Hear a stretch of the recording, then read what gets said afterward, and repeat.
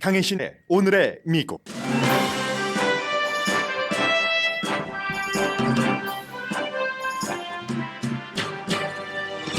아베 신조 일본 총리 암살 이후 일본의 평화 헌법 개정 등의 정치 변혁은 세계의 이슈입니다.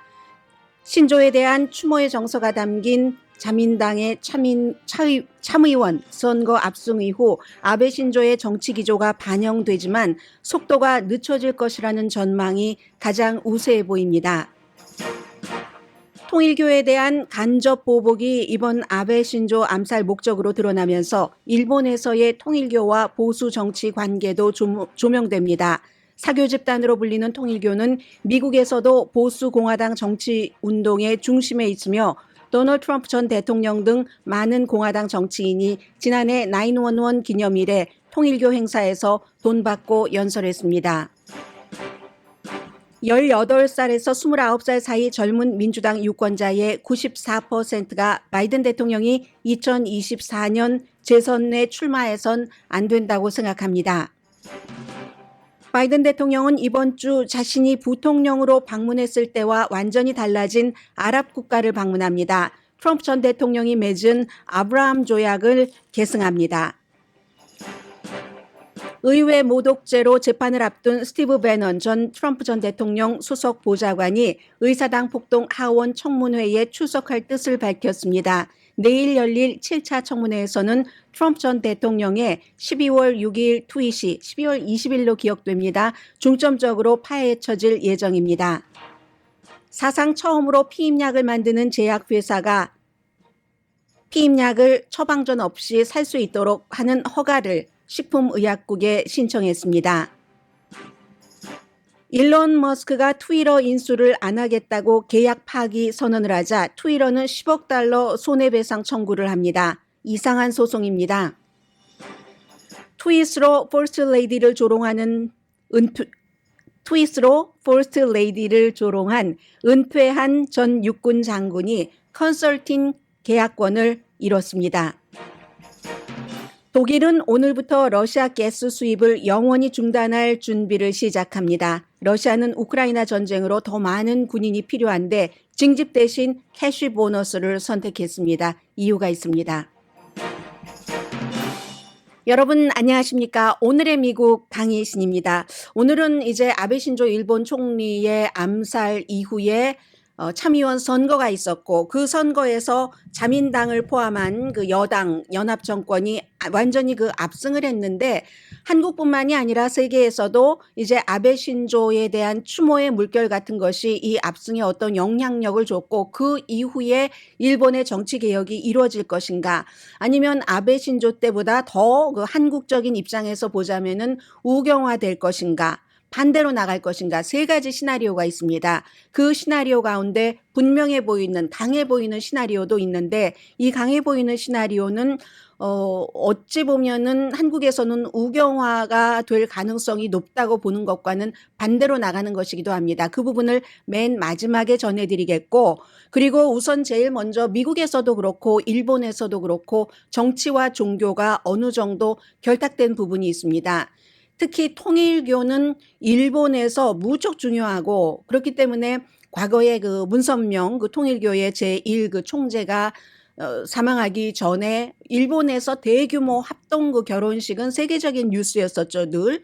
그런데 일본 정치뿐만이 아니라 미국 정치에서도 이 통일교가 굉장한 영향을 발휘를 하고 있습니다. 영향력을요. 어떤 보수의 입장에서 있을 때. 그래서 이번 사건과 관련해서 간단하게 통일교와 일본, 통일교와 미국을 좀 돌아보고 그리고 아베 신조 암살 이후에 참의원의 대승리 그 이후에 일본을 조금 보는 것으로 가겠습니다. 일단 용의자가 통일교, 정확하게는 세계평화통일가정연합회 Family Federation for World Peace and Unification 이 통일교에 대한 증오심 때문에 아베 신조를 암살을 했다. 총을 만들어서 그것은 이제 어머니가 실제로 지금도 멤버로 가입해 있지만 지금은 이제 그 통일교 그 예배에 출석하지는 않는다고 합니다. 아버지가 하시던 사업을 이어받아서 뭐 전 돈을 통일교에 갖다 바쳤고 그로 인해서 파산 선고를 할 수밖에 없었고 본인이 뭐 대학교에 들어갔지만 공부를 이어갈 수가 없었고 최근에는 이제 그 창고 같은 데서 일하다가 한 달 정도는 무직이었고 고등학교 다닐 때 공부 무척 잘했다고 하고요. 조용했다고 하고 대학에 뭐 들어가긴 했지만 결국은 뭐 돈이 없어서도 못 다닌 이유다. 본인도 그 정신적으로 조용하기도 했고 어떠한 그 정신적인 그 뭐라고 할까요? 그 침착함보다 조금 더 낮은 단계, 우울 이런 단계도 겪었고 가족 가운데 그런 일로 사망한 가족도 있고 지금은 그렇습니다. 아무튼 그런데 아베 신조가 그렇다고 통일교 신자냐? 절대 아니죠. 통일교 신자가 아니지만 일본에서의 통일교의 그 정치적인 보수 우파와의 연관은 어마어마합니다. 요즘은 미국에서도 뭐 프리웨이 주변에서 꽃을 팔고 하는 이런 사람들이 많이 줄어들었습니다마는 그 문선명 전 총재가 숨지기 전에는 대단했었죠. 그때는 또 워싱턴 타임스까지 대대적으로 이 문선명 총재가 운영을 하면서 뉴욕 쪽의 정치인들과 결탁도 많이 맺었고 결탁이라는 단어는 좀 그러네요. 커넥션을 맺었고 뉴욕의 뭐 부동산 빌딩 같은 것을 사면서도 부자가 됐고 그 힘으로 정치인을 지지를 하고 정치인들은 통일교를 뒤에서 찬양하는 것 같은 발언을 해주고 미국에서도 그렇습니다. 일본에서도 마찬가지죠. 아베 신조도 통일교의 신자는 아니었지만 통일교에서 돈 받고 연설을 했습니다. 왜냐하면 통일교가 일본에서 유권자 강력한 블록이기 때문에 물론 지금 일본의 그 통일교는 뭐 문선명 총재도 숨지고 과거와 뭐 다르다 이렇게 얘기를 하고 있지만 역시 제2 총재도 문선명 그 전 총재의 와이프인 그 한학순 씨, 뭐 문이라고 공식적으로는 부르고 있죠. 라스트 네임, 남편의 라스트 네임을 따라서. 그리고 그 아들도 굉장하게 활발하게 활동을 하고 있고 미국에서도 트럼프 전 대통령 엄청나게 지지를 하고 1월 6일 의사당 사건 때도 그 아들이 가서 의사당 사건에 뭐 어떤 그 반대하는 시위대로 일을 했었고 그날 참여를 했었고 그런 겁니다. 그런 정도고 미국에서도 지난해만 하더라도 2021년 9월 11일이 9.12 사건이 일어난 지 20주년이 되는 날이었는데 그런데 그 트럼프 전 대통령은 그때 이 통일교가 주관을 한 지금은 이제 이 통일교의 문선명 씨의 와이프가 그 총재로 있는 그런 재단 이름이 뭐든가요? 통일교 재단이 아무튼 재단이 있습니다. 그 재단에서 트럼프도 돈 받고 연설을 했습니다. 2005년도에 부부가 만든 통일재단이네요. 이름 자체가. 그래서 통일교 자체가 문선명 씨를 자신이 메시아다라고 얘기를 했었고 일부에서는 사교 집단이다라고 얘기를 하지만 미국이나 한국이나 일본에서 결혼식도 다 그 맺어주고 하는 것으로 엄청나게 영향력을 지금도 미치고 있는데 일본에서 아베의 자민당의 그 유권자의 블록이었다고 하면은 미국에서도 통일교가 공화당에 많은 그 지원을 하고 있고 트럼프 전 대통령도 이 재단에서 지난해에 만든 Rally of Hope Think Tank라고 희망을 위한 랠리라고 이런 것에 가서 문학자 씨가 여기 이제 총재로 있습니다. 전에는 문선명 씨였고요. 와이프가 총재로 있는데 연설하면서 정말 뭐 이렇게 오랜 동안 통일교가 세계 평화, 한반도의 평화에 노력한 것을 너무너무 뭐 감사한다. 통일교가 지난 수십 년 동안 영감을 제시했다. 통일교가 얘기하는 희망을 절대 포기하면 안 된다 하는 것들을 쭉 그 트럼프 전 대통령이 얘기를 했습니다. 제가 오늘 아침 그 연설을 들어보려고 그 유튜브를 클릭했더니 이 연설은 삭제가 됐습니다. 그래서 저는 지금 제가 말씀드린 것은 인디펜던트에서 보도한 것을 그대로 전해드리고 있습니다. 통일교의 문선명 씨에게 엄청난 그 통일교라는 조직에도 존경을 표시한 도널드 트럼프, 워싱턴 타임스도 무척 칭찬을 했고요. 아들 그 영신 션 영어 이름도 해서 문 씨도 트럼프를 위한 캠페인 활발하게 했고 의사당 사건에 참여를 했고 뿐만 아닙니다. 미국에서도 일본에서 자민당이 통일교의 여러 가지 유권자의 표나 돈을 중요하게 생각하는 것처럼 미국에서도 마찬가지입니다. 지난해 9월 11일에 그 9.11 20주년을 맞아서 통일교가 맞이한 행사에 그것과 연관이 있는 행사입니다. 평화, 통일을 얘기하니까 통일교에서 거기에 그 트럼프 전 대통령뿐만이 아니라 마이크 펜스 전 부통령도 갔습니다. 그러니까 화상으로 연설을 한 겁니다. 직접 간 건 아니고 화상으로. 그런데 마이크 펜스 부통령은 그 9월 11일 이전에 5월 달에도 뭐 통일교 관련 행사에서 굉장히 그 통일교를 칭찬하는 그런 그 얘기를 했고 마이크 폼페오 전 국무장관도 마찬가지입니다. 이 사람도 본인 굉장히 아주 그 신실한 기독교 신자라고 자부하고 있는데 뿐만이 아니라 뉴트 깅그리치 전 하원 의장도 이 통일교 행사에서 미국에서 연설을 했습니다. 그런 것들이고요. 그렇기 때문에 미국에서는 지금 정치와 종교의 분리, 물론 통일교를 정확한 일반적인 종교 카테고리에 놓을 수는 없습니다만 그런 것이 있는 것처럼 굉장히 뒤에서 활동을 많이 합니다. 많이 했었습니다. 일본에서도 이번에 이 용의자가 얘기를 한 것처럼 처음부터 첫날부터 금요일부터 여러분들께 말씀을 드렸습니다. 아베 신조의 정치에 관한 어떤 것이 아니라 종교와 연관돼서 아베 신조가 그렇게 돈을 받고 통일교 행사에 가서 연설을 한다고 해서 아베 신조가 그 돈이 궁해서 그랬겠습니까? 그건 아니고 통일교의 표가 더 필요했겠죠. 아베 신조 같은 사람이 그런 곳에 가서 연설을 하고 하면은 통일교를 더욱 키워준다. 우리 가정은 그 통일교에 다 기부해서 나는 지금 인생이 이렇게밖에 못 풀렸는데 하는 마음으로 직접 총을 만들어서 아베 신조를 그 살해를 했다는 거죠. 그러면 지금부터는 그 이후에 이러저러한 일이 있고 참의원 선거도 끝났습니다. 미국이 중의원이 있고 참의원이 있는데 중의원은 일본이 미국의 하원과 마찬가지고 참의원은 상원과 마찬가지입니다. 해서 서로 이 숫자도 다르고 임기도 다르고 하기 때문에 이번 참의원만 보면은 250 몇 명이더군요. 미국은 100명인데 해서 미국은 3년마다 임기는 똑같습니다. 6년인데 미국은 3년마다 3분의 1씩 그 선거를 치르면 일본은 뭐 250 몇 명을 반으로 나누어서 이제 미국은 2년마다 3분의 1씩 치르면 일본은 3년마다 반반씩 치릅니다. 이번에 뭐 자민련도 그렇고 자민련과 연합한 당이 많이 그 중요하게 완전히 그 압승을 해서 과반수 이상이 되는데 그렇게 되는 경우는 중의원은 이미 평화헌법을 개정해서 일본이 지금 갖고 있는 자위대가 군대나 마찬가지지만 실제의 마지막 뭐 예를 들어 다른 데 나가서 전투에 참여하고 그것은 꼭 일본이 또 전쟁을 일으킬 수도 있는 가능성도 있다고 또 한국과 중국에선 보고 있으니까 그런 것을 하는데 중의원은 이미 그 숫자가 확보가 됐고 이번 참의원 선거로 참의원도 확보가 됐습니다. 평화헌법을 개정할 수 있는 그런 분위기죠.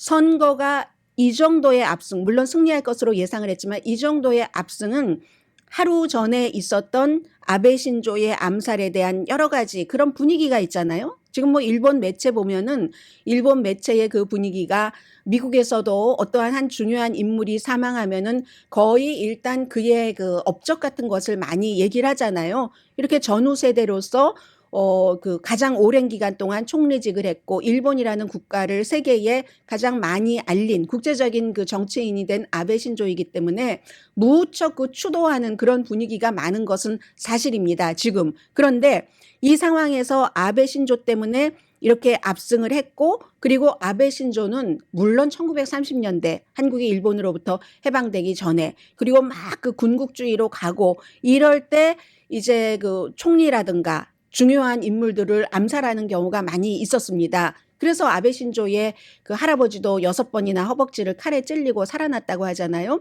살아났죠. 그런데 그 이후에는 뭐 1945년, 50년 이후에는 이런 일이 없었는데 이런 일이 있으니까 국민이 얼마나 황당하겠습니까?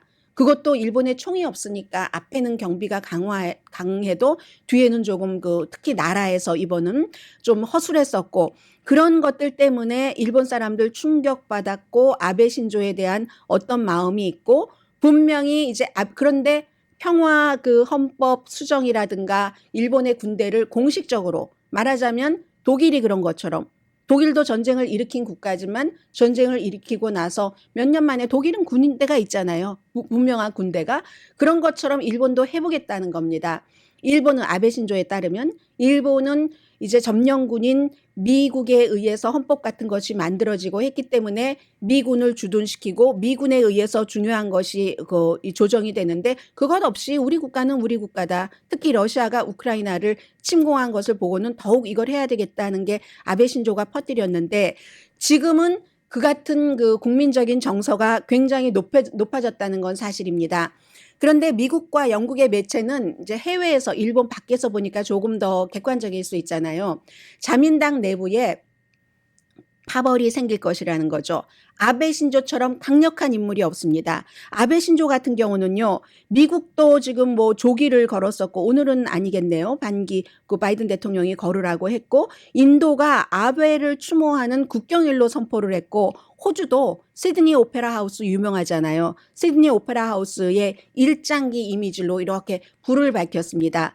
그 정도 이미지의 국제적인 리더가 일본에는 지금 아베 신조 이외에는 없습니다. 없고 아베 신조 때문에 지금은 그가 무엇을 얘기를 했지? 왜 그런 얘기를 했었지?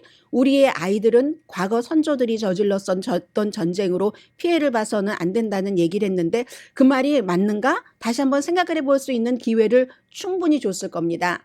그러나 그러한 것을 쭉 가지고 왔었던 아베 신조 자체는 이제 이 세상 사람이 아닙니다.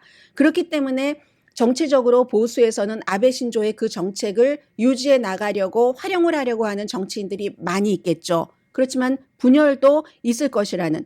그런데 활용을 하려고 하는 정치인들이 더 많고 힘이 강하면 이게 그 아베 신조의 그때로 가는데 가속화가 될 수 있을 겁니다. 평생을 평화헌법을 수정을 해서 아주 그 지금 있는 자위대를 일반 군대로 만든다는 아베 신조의 이 같은 그 레가시를 완성하는데 될 수도 있지만, 그러나 두 번째, 기시다 후미오 총리도 물론 아베 신조의 당에서 아베 신조의 사람이긴 합니다만은 이 사람은 지금까지 아베 신조처럼 결정적으로 뭔가를 밀어붙였다던가 국제적인 지지도가 그만하다던가 하는 게 없습니다. 그리고 원래는 그 자민당 내부에서도 아베 신조와는 다른 결의 온건한 비둘기파였기 때문에 이제는 아베 신조가 없어져서 그의 정치 DNA에 있는 비둘기파 쪽인 그런 유전자가 나올 수 있다고도 보는 거죠. 물론 지금으로서는 여러 가지 아베 신조가 하려고 했었던 개혁에 말하자면 박차를 가하겠다 이렇게 얘기를 하지만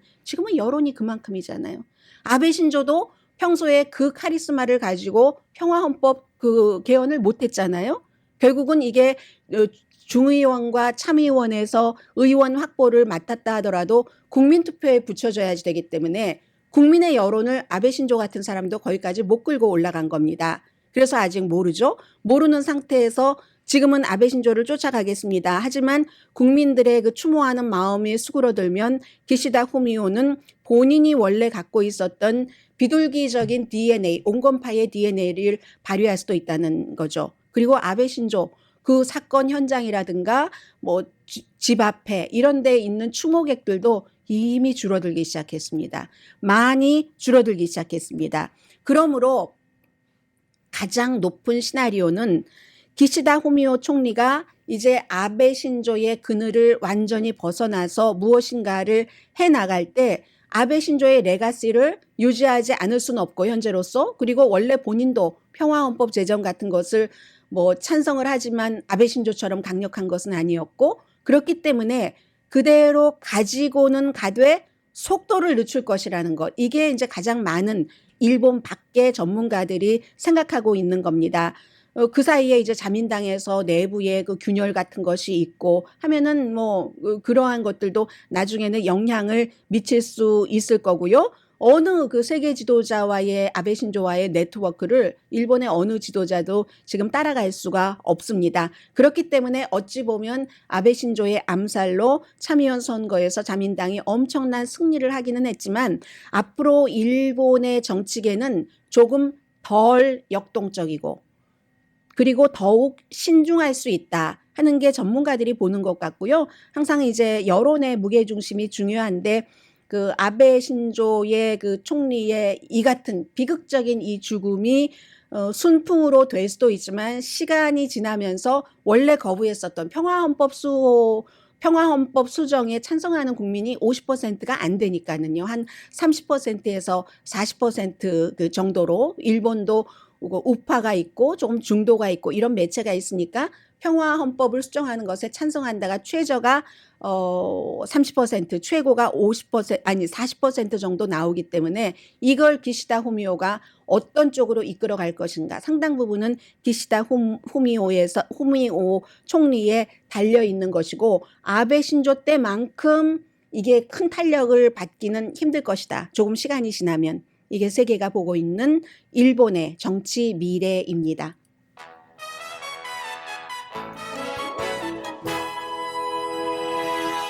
잠시 뒤에는 일본뿐만이 아니라 미국도 지금 역동기입니다. 여러 가지 내용 전해드립니다. 라디오 서울 방송 오늘의 미국 듣고 계십니다. 네, 뉴욕타임스가 이제 처음으로 이 중간선거 이때의 여론조사를 했는데 과연 미국의 민주당은 바이든 대통령을 얼마나 지지를 하는가, 굉장히 지지율이 낮았습니다. 젊은이뿐만이 아니라 전체적으로 다 그 나이를 합쳐보면은 64%의 민주당 유권자들이 2024년도에 민주당은 바이든 현 대통령이 아닌 다른 사람을 보내야지 된다. 젊은 사람들 18살에서 29살 사이는 94%가 그 같은 얘기를 했고요. 대통령의 지지율은 지금 33%였습니다. 왜 바이든이 아니라 다른 사람이냐? 33%가 뭐 나이 때문에 그렇다라는 답변도 했고요. 그리고 일 때문에 그렇다. 나이가 오히려 더 많은데요. 32%가 그렇게 답변을 했습니다. 바이든 대통령은 지금까지 적어도 한 번 이상 본인이 그 재선에 나갈 것이다 하는 뜻을 발표를 했습니다.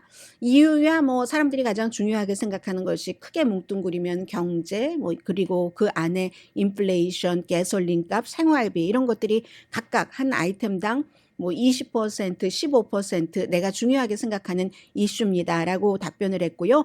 13%만이 미국이 올바른 방향으로 나가고 있다라고 답변을 했습니다. 그래서 이 여론조사는 7월 5일부터 7일까지 848명을 대상으로 한 여론조사고 오차 범위는 1000명 아래니까 조금 많지 않은 편이죠. 그래서 4.1%포인트입니다. 오늘 아침에 바이든 대통령이 백악관에서 이 총기 규제안에 대해서 상원이 뭐 거의 30년 만에 통과시킨 것을 서명은 이미 했고 거기에 대한 축하하는 기념식 이벤트 같은 것을 했는데 여러 가지로 바이든 대통령이 일을 하고 있지만 지지율은 좀채로 올라가지 않습니다. 이번 주에는 중동을 방문하는데 이것도 이제 미국의 중동에 대한 또 다른 그림을 보는 것일 수도 있고 그리고 바이든 대통령이라고 해서 또 무조건 그 트럼프 전 대통령이 하는 것은 다 노노노노 하느냐 그것은 아니다 하는 것을 보여주는 것도 이번에 바이든 대통령의 중동 방문이기도 합니다. 보통 이제 어느 나라나 마찬가지로 당이 바뀌면서 대통령이 당선이 되면은 전임자인 대통령의 정책을 다가 아니라 상당 부분을 뒤집는 게 사실입니다. 트럼프 전 대통령도 오바마 전 대통령의 것은 사실은 대부분 이상 뭐 필요 없는 부분까지 다 바꿨다고 볼 수도 있고 그리고 바이든 대통령도 트럼프 전 대통령이 했었던 것을 취임 첫날부터 다 뒤집기 시작했습니다.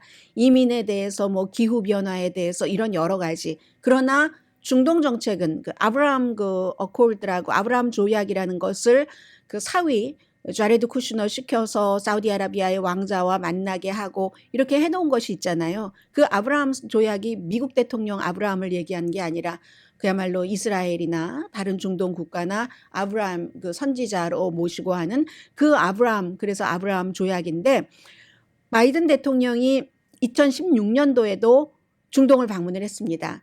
그때는 부통령 자격으로 방문했는데 그때와 지금 상황이 상당히 달라졌고 미국의 목표가 또 하나 분명해진 이런 달라진 상황에서 달라진 아랍을 방문하게 됩니다. 당연히 이스라엘에 가고요.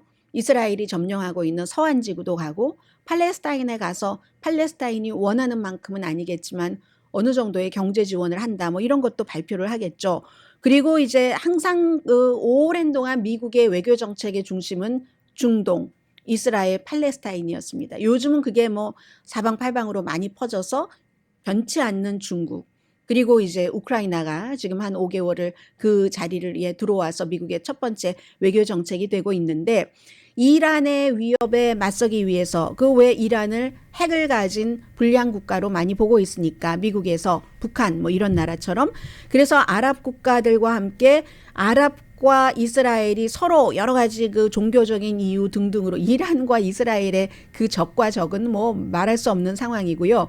그런 여러 가지 군사 파트너십 또 이스라엘의 빠른 아랍 세계와 이제 관계를 개선하고 있잖아요. 미국이 또 도와주기도 하고 그런 것들 따라서 이제 미국이 이란의 핵 프로그램을 억제하는 방법에 대해서 이스라엘과 다른 나라 미국은 어느 정도 과거에 미국이 딱 그 이스라엘 것을 가지고 있다가 아직도 주지 않고 있는 이스라엘의 돈이라든가 동결한 이런 것들도 어느 정도 주면서 트럼프 전 대통령이 깨버린 그 핵협상을 다시 이어가려고 하는데, 그런 것들이 또 이스라엘이 동의를 해줘야 되는 부분이 있고 그런 것도 있고요. 두 번째는 5일 때문에 우크라이나가 러시아로부터 침공당하고 나서 이제 러시아 그 오일에 대한 제재를 하기도 하고 러시아 오일을 받지 못해서 힘들기도 하고 하는, 그러니까 사우디아라비아의 오일을 이제 더 생산해 주십시오 하고 가는 게 되는데,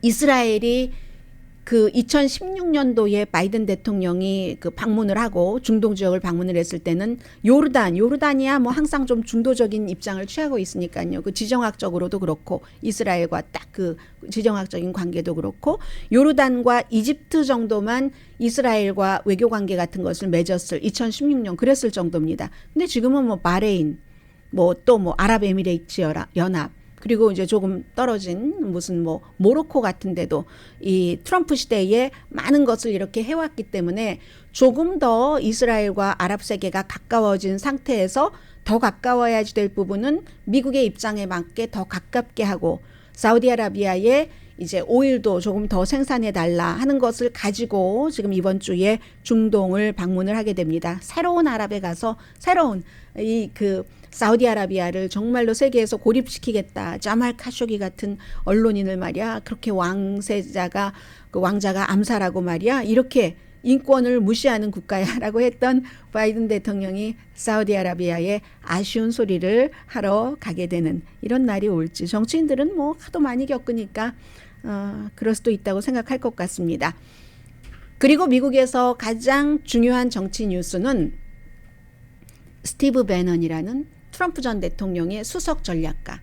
이 사람은 2017년도 뭐 오래 하진 않았어요. 다만 트럼프 전 대통령을 만드는 캠페인 마지막 과정에서 굉장히 영향력을 발휘를 했고, 처음에 임기 들어오고 나서 스티브 배넌에 막 전쟁하면서 중국과의 전쟁을 하라고 하고 강력하게 뭔가 터프한 이미지를 무척 많이 하고 하는 것을 스티브 배넌이 상당 부분 그 주도를 했는데, 그러니까 이제 대통령을 만든 설계사 하면서 시사주간지 타임 같은데 스티브 배넌의 얼굴이 나오고 할 때 트럼프 전 대통령이 시기할 거야 싫어할 거야 막 이런 얘기가 많이 나왔었고, 결국은 스티브 배넌은 해고된 거나 마찬가지로 수석 전략가 자리에서 빠져나오고 말았는데, 그 뒤에도 여러 가지 입장이 맞기 때문에 스티브 배넌이 뒤에서 트럼프 전 대통령의 아젠다를 많이 도와줬죠. 그리고 이번에 의사당 청문회 때 절정이었고요. 뭔가를 모으고 자신의 그 워룸이라는 팟캐스트를 통해서 이 그 트럼프의 여러 가지 메시지, 바이든이 대통령이 아니고 부정선거다 하는 것도 했고, 1월 6일 의사당 사건 때 사람들을 모집하는 것도 많이 했습니다. 그 결과 의사당 폭동 사건 그 의회 청문회가 나와서 증언을 해라 했을 때 아주 그 당시에 당당하고 거만하게 난 안 나간다. 면책특권이 있지 내가 대통령의 수석 전략가였는데 하면서 소환장을 거부했기 때문에 지금 고소돼서 형사 고소가 들어가서 18일부터 재판이 시작됩니다. 그러던 이 스티브 배넌이 재판 일주일 남겨두고 나 의회 청문회에 증언할 준비가 돼 있다 하고 변호사를 통해서 발표를 했습니다. 다만 언제 어떤 형태의 청문회가 될 것인가, 이것은 당연하지 않겠습니까? 의사당 청문회 의원들은 지금 9명인데 그 청문회 지금 내일이 7번째입니다. 할 때마다 그 의장을 맡는 사람들이 돌아가면서 지금 맡고 있어요. 돌아가면서 맡고 있는데 이걸 공개적으로 보여주기를 원하고 스티브 배넌은 비공개로 하기를 원하고, 그러한 것들이 지금 주도가 되는 거고요. 이제 지금 아마 하기는 하는데 서로 이제 뭔가를 조정을 하겠죠. 그리고 피터 나바로라는 사람도 마찬가지입니다. 대통령 트럼프의 경제자문이었던 사람도 이게요, 이 힘이 빠지면 내부에서 분열이 일어난다는 것은 세계 공통입니다. 지금 자민당 내부에서도 일본도 승리는 했지만 아베 신조의 것을 강하게 밀어붙이면서 정치적인 힘을 키우려는 사람과 그렇지 않고 온건하게 가려는 사람, 아니면 더 약하게 가려는 사람, 이런 여러 가지 분파가 있는데 그 안에서의 권력 싸움이잖아요. 권력 투쟁이잖아요. 그런 것과 마찬가지로 권력이 힘을 잃었을 때도 미국도 마찬가지입니다. 피터 나바로가 지금은 또 같이 열심히 1월 6일 의사당 사건 때 사람 모으는 일을 이 스티브 배넌과 하더니 스티브 배넌이 그 당시에 얼마나 사람 모으고 이런 것을 뒤에서 했는지 모른다고 막 언론 인터뷰에서 얘기를 하거든요. 지금은 MSC, MBC에서 같은 팀이었는데 팀이 다른 팀원에 대한 저격이 시작된 것인지도 모릅니다. 그래서 이런 게 있고 스티브 배넌이 어떠한 내용을 줄 것이라고 사람들은 보고 있습니다. 그러면 이제 많은 사람들이 그렇게 얘기를 하잖아요. 재판 일주일 남겨놓고 이렇게 하면은 뭐 재판 전 거래일 수도 있네? 그거는 아니라고는 얘기를 하지만 어느 정도는 영향은 미칠 수도 있겠죠. 이런저런 뭐 재판 날짜를 연기한다던가 뭐를 한다던가 정상 참작을 한다던가 그건 모르겠습니다만은 아무튼 그런 일이 있고요. 그리고는 중점적으로 볼 것이 내일 청문회에서는 트럼프 전 대통령이 12월 19일이네요. 맞아요. 12월 19일이 미국 전국적인 각 주에서 선거인단을 뽑아서 그 선거인단이 우리 그 전체적인 유권자의 표를 계산해 본 결과 바이든이 이겼습니다 하고 선포하는 날이죠. 그날 트럼프 전 대통령이 트윗에 뭐라고 했냐면 Big protest in DC on January 6일. 이걸 미리 January 6일 것을 이 12월 19일에 계획을 했다는 거잖아요. 누군가가 그 날짜로 의사당에 모이게 해라 해서 대통령까지 가는, 대통령이 갈 때는 모든 것이 등장을 해야 되잖아요. 경호원까지. 이 시작을 대통령이 함으로써 미국의 무장한 극우 단체들에게 그렇게 해도 된다 하는 시그널을 보이고 날짜를 잡아줬다는 겁니다. 그 트윗에서 be there, 거기 가서 will be wild, will be wild, 정말 과격하게 대응해 하면서 그날 연설에서는 죽을 것처럼 싸워. 끝까지 싸워. 이렇게 얘기를 했잖아요. 이것에 대해서 이제 그것이 얼마나 1월 6일 사건에 영향을 미쳤는가, 왜 결정적인가 하는 것을 내일 이제 좀 조정을 할 것 같고요. 제가 더 이상 미국의 우파 그룹의 이름을 뭐 필요한 때가 아니라면 언급하지는 않겠습니다. 그런 촉매제의 역할을 했다는 것. 그래서 내일 7번째 청문회도 미국에서는 굉장히 중요한 일이 되고요. 잠시 뒤에는 하나는 일반인들에게는 본인이 투자하고 있는, 한국 사람들이 투자하는 파퓰러한 주식에 관한 것일 수도 있고, 아니면 재미 내지는 세계 뭐 예를 들어 때로는 1위, 2위, 3위의 부자가 굉장히 불안정한 행보를 하는 것일 수도 있고, 그리고 두 번째는 또 역시 60여 년 전에 처방됐던 약이 이제는 처방이 아닐 수도 있다. 이것도 이제 새로운 역사의 시작일 수도 있잖아요. 잠시 뒤에 두 가지 전해드립니다.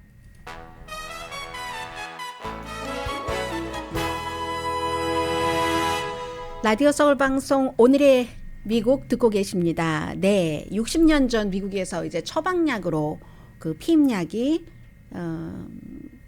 일반 여성들에게 보급되기 시작했습니다. 그런데 이 뭐 피임약도 종류가 뭐 여러 회사가 있겠죠. 그런데 그 가운데서 한 회사가 HRA Pharma라는 파마시 약자 같네요. 그런 회사가 처방전 없이 피임약을 그냥 약국의 카운터에 올려놓을 수 있도록 하는 것을 신청을 했습니다. 식품의약국에. 그러면 이건 그야말로 피임이라든가 어떤 것에 있어서 그런 그 분야에 있어서 획기적인 사건인 거죠. 처방전 있던 것을 처방전을 없앤다는 거잖아요. 60년 전에 미국에서 이제 처음으로 이제 피임약을 이제 하고 이럴 때는 60년 전이면 얼만큼인가? 2020. 어머, 여기 이렇게 살집이 까졌죠? 왜 이러는 건지 모르겠네. 2020년이면 10년, 20, 그다음에 40일 빼면 1960년. 1960년대가 맞죠. 60년? 이러면 60년대. 그때는 이제 전쟁 끝나고 여성들의 여러 가지 사회 참여 같은 것도 굉장히 활발할 때고 하니까 가족 계획에 대해서 좀 미리 할 수 있도록 하는 그런 목표가 있었는데, 지금은 이제 이 뭐 낙태에 대한 연방 대법원의 판결 이런 것도 있었는데, 그런 처음의 목적도 있지만 이런 것까지 연관이 돼서 그 원하지 않는 그 임신을 하지 않도록 접근하는, 조금 더 그전에는 가족 계획, 우리가 이제 가족들이 아이를 낳고 이런 걸 몇 년 뒤에 뭐 집도 어느 정도 조금 뭐 이렇게 우리 집을 마련할 수 있을 즈음에 가고 뭐 이런 것들 있잖아요. 그랬다면 지금은 그런 뭐 꼭 결혼이다, 가정을 꾸리는 거다, 아이다와 가족 계획과 상관없이 원하지 않는 임신을 하는 것을 막기 위해서도 이것을 한다. 그런 형태로 이제 조금 바뀐다고 볼 수가 있고요. 그리고 FDA 승인이 만약에 이제 된다면 내년에 나올 예정이고, 그리고 그것도 이제 딱 이 회사의 피임약, 오자로 시작, 오필이라는 약이래네요. 오필이라는 피임약 하나에 해당이 되고, 그렇지만 또 다른 그 피임약 제조 회사들도 이 회사가 처음으로 신청을 했기 때문에 곧 그 신청을 할 수 있는 준비 같은 것을 하고 있답니다.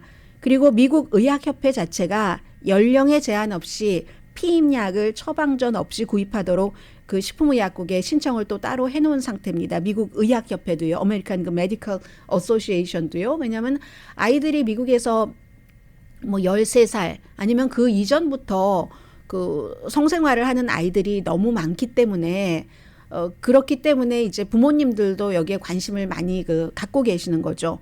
6월 말에 바이든 행정부는 보험회사에도 통지를 했죠. 이 FDA가 식품의약국이 승인한 뭐 각종 형태의 이 피임물에 대해서 건강보험으로 커버를 해라, 무료로 커버를 해라 하는 행정명령 같은 것을 하면서 의무를, 원래 있던 조항 같은 것을 상기시키기도 했습니다.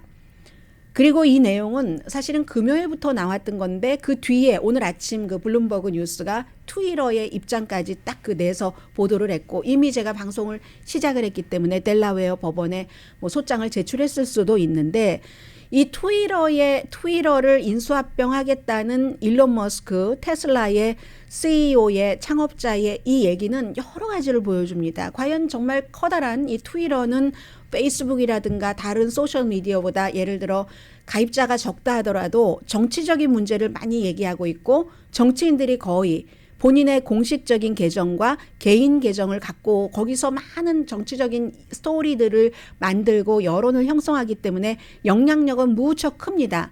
이 큰 것을 사겠다고 해서 중간에 제가 그 첫날 발표를 말씀드리면서 전문가들은 끝까지 완성되기 전까지는 인수합병에 대해서는 그걸 장담하지 않는다라고 전해드렸었고, 더군다나 일론 머스크 같은 사람이 인수하겠다고 할 때는 여러 가지 일들이 있을 수가 있잖아요.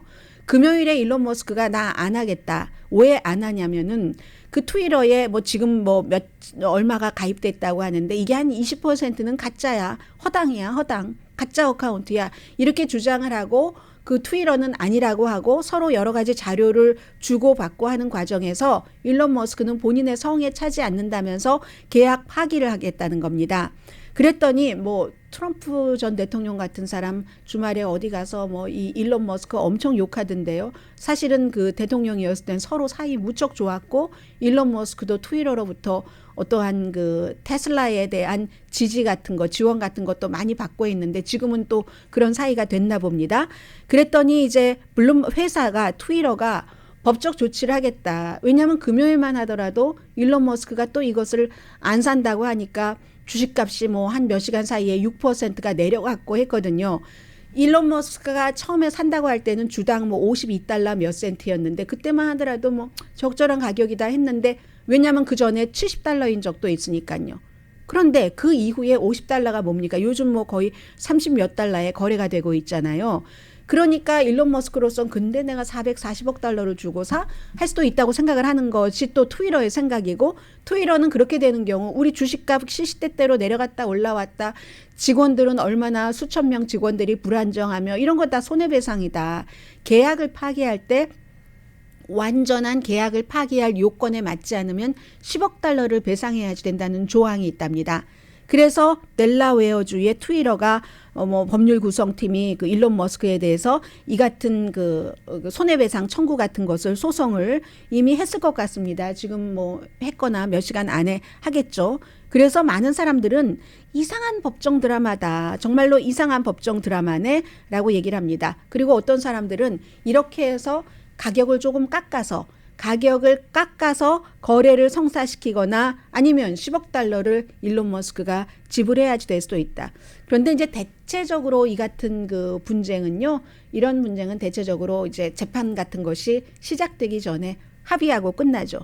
그러니까 여기서는 일론 머스크 같은 사람과 거대한 뭐 사기업의 인수합병 계약으로는 최고 액수의 계약을 하는 것이 얼마나 만약에 되더라도 멀고 험한 길인가 하는 것까지도 보여줍니다.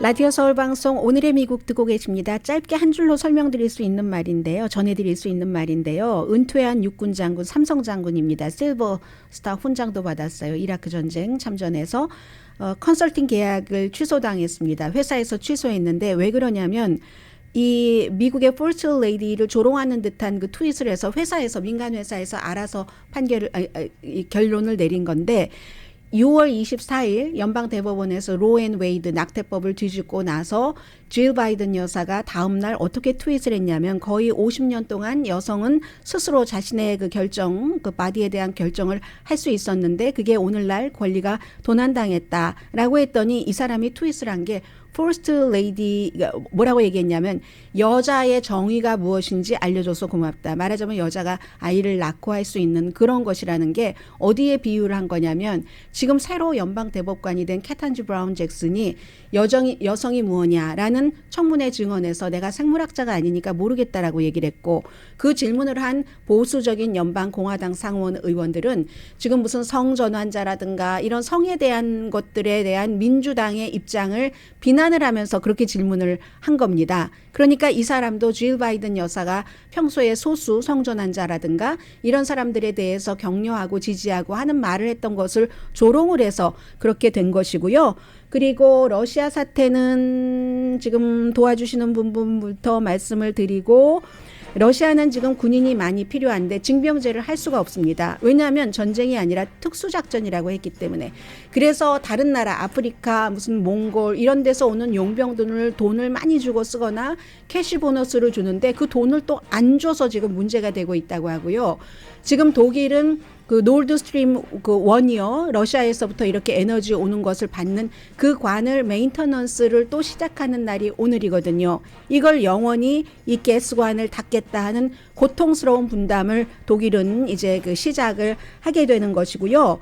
그리고 오늘이 바로 보리스 존슨이 이 푸틴에게 자리를 물려준 사람이잖아요. 총리를 한 3개월 했는데 KGB 출신이니까 나의 알코올 중독 여러 가지 부패를 막아줄 것이다 해서 그렇게 됐는데 이 보리스 존슨이 러시아가 딱 되고 첫 번째로 대통령으로 선출된 지 31년이 되는 날입니다. 그날 보리스 존슨은 숨졌지만 지금 러시아를 보면서 어떤 생각을 하고 있을지 궁금해졌습니다. 강희신이었습니다.